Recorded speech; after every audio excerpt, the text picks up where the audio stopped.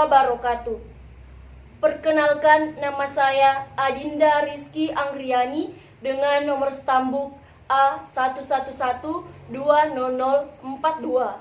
Saya berasal dari Prodi Pendidikan Bahasa dan Sastra Indonesia, Fakultas Keguruan dan Ilmu Pendidikan Universitas Tadulako. Saya akan menyampaikan sebuah pidato yang berjudul tentang pentingnya membaca demi pendidikan bangsa.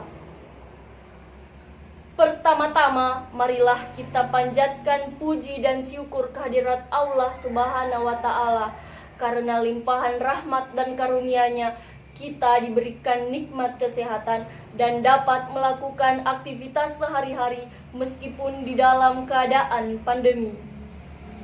Sholawat serta salam semoga tercurah limpah kepada baginda kita Nabi Muhammad Sallallahu Alaihi Wasallam yang kita nantikan syafaatnya yaumul kiamah kelak. Amin ya rabbal alamin.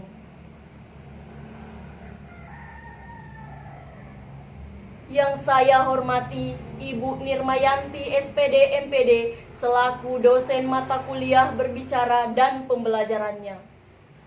Yang saya sayangi dan saya banggakan rekan-rekan seperjuangan yang telah menyempatkan waktunya untuk menyimak pidato saya. Seperti yang kita ketahui, membaca merupakan suatu kegiatan untuk mencari dan menggali informasi. Semakin sering seseorang membaca, maka semakin banyak pula wawasan yang ia dapatkan. Sayangnya, budaya membaca di Indonesia memiliki persoalan yang krusial. Bagaimana tidak, minat membaca di Indonesia tergolong sangat rendah.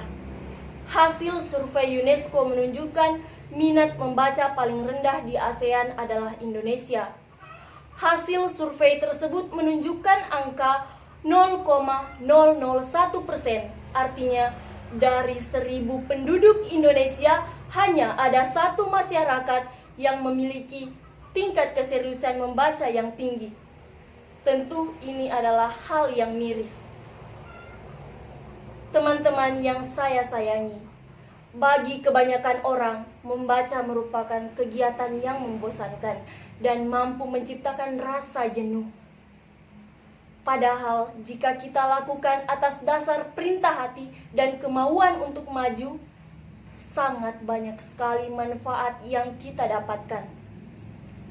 Tahukah teman-teman, membaca tidak hanya menguatkan sisi intelektual saja, melainkan sisi efektif dan nurani pelajar. Kebiasaan berpikir dan kebiasaan bertindak terbentuk dari kebiasaan membaca.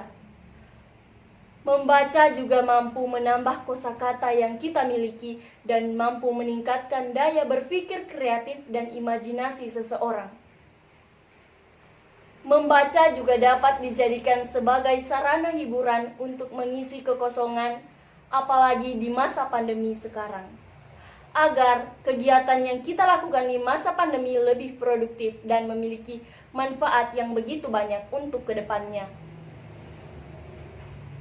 Rekan-rekan seperjuangan yang saya banggakan, setelah kita mengetahui begitu banyak manfaat yang telah menanti bagi pelajar-pelajar yang butuh dan mau akan perubahan, untuk itu saya mengajak teman-teman sekiranya untuk membiasakan gerakan literasi ini atau gerakan membaca ini, agar kita bisa membantu pemerintah untuk meningkatkan indeks membaca di Indonesia, agar Indonesia mampu bersaing di era berikutnya.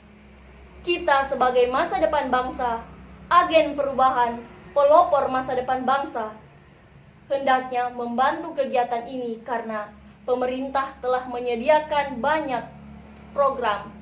Salah satunya yakni mendirikan berbagai taman baca di tiap daerah.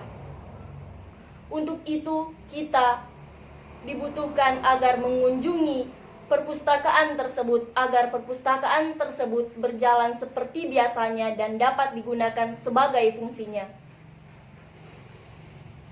Membaca buku layaknya menyalakan sebuah api, di mana setiap suku kata yang dieja layaknya percik yang menerangi.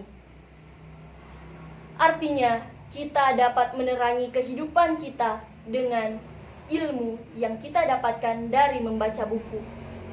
Karena membaca buku, kita dapat menjelajahi dunia dan dapat mengatasi setiap persoalan melalui wawasan yang kita miliki. Rekan-rekan seperjuangan yang saya banggakan, seperti yang dikatakan oleh Milan Kundera, tidak setiap kutu buku adalah pemimpin, tetapi setiap pemimpin haruslah menjadi kutu buku. Untuk teman-teman yang bercita-cita ingin menjadi seorang pemimpin di masa depan, hendaknya membiasakan kebiasaan ini, karena membaca bukanlah kebiasaan yang biasa, melainkan hal biasa yang harus dibiasakan. Yang dikatakan oleh Milan Kundera, jika ingin menghancurkan suatu bangsa atau peradaban, maka hancurkanlah buku-bukunya, niscaya bangsa itu akan musnah. Sungguh luar biasa ilmu tersebut. Saya mengajak teman-teman untuk membiasakan mulai dari sekarang, dan kita mulai dari diri kita sendiri. Kita mulai dari hal-hal yang kecil, karena hal biasa akan menjadi luar biasa jika kita biasakan. Teman-teman yang saya sayangi dan saya banggakan, cukup pidato ini yang dapat saya sampaikan. Jika ada kesalahan kata, mohon dimaafkan. Karena kesempurnaan hanya milik Allah Subhanahu wa Ta'ala, dan kita adalah tempat yang salah. Terima kasih atas waktunya untuk menyimak pidato saya. Semoga bermanfaat bagi kita semua.